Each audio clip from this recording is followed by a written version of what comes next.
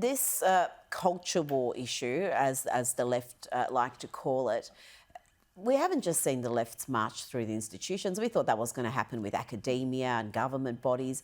It is all the way through the corporate world now. So the march through the institutions did not stop in academia by any stretch of the imagination. And what happens? Well, they win when there's only one side fighting. And for too long, and we saw it right here, we had Scott Morrison saying there's not any jobs in the culture wars. You know, well, it's not his job in the culture wars. But yeah, that worked out well, didn't it? These areas, these aren't trivial areas. These are consequential issues. It represents an enormous opportunity to any centre-right party, centre-right politician who's got any sort of conviction or backbone, because these are issues people care about.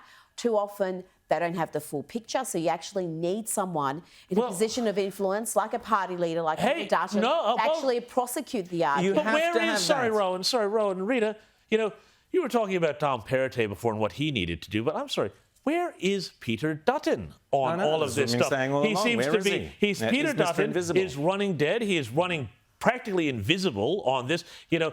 Anthony Albanese called him out on the floor of Parliament the other day for being basically in hiding. You know, they've got this attitude that, oh no, you know, if we go and stand up for saying, you know, maybe this shouldn't change, that somehow that makes you a culture warrior. We get towed up by the Fairfax Press, we get towed up by the ABC, and so, no, let's not do that. But then, of course, what do they stand for? What Peter Dutton needs to be doing, he needs to be taking a page out of Tony Abbott's playbook, picking 2 or 3 key issues and being out there, front and centre, hammering them every single day. And I would argue that stopping this and, you know, going through education as the route, you've seen the great success of this model in states of the United States. Oh, yeah. Glenn Youngkin in Virginia, Ron DeSantis in Florida. Don't be afraid to have the fight. And when the media comes after you, push back. And yet Peter Dutton is too timid to do that. And we've been saying since the election in May that he needs to be bolder, he needs to be not playing dead. But this strategy that he's employed, well, the latest polls that we saw,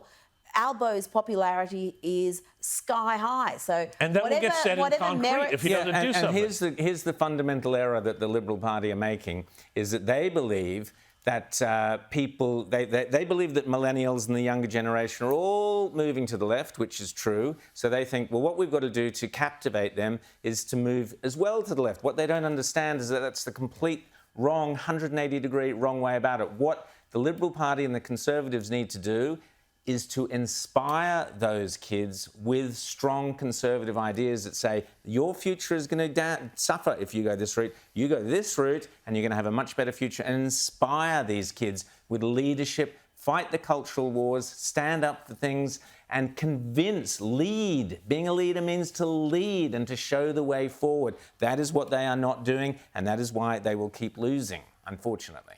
Well, there's this fallacy which I think started in this country under Malcolm Turnbull where, well, the right have nowhere to go. So we can go as far left as we like because they're still going to vote for us. They're not, well, no, they don't. Not only does the vote fracture, but the preferences don't flow back to you. That's right.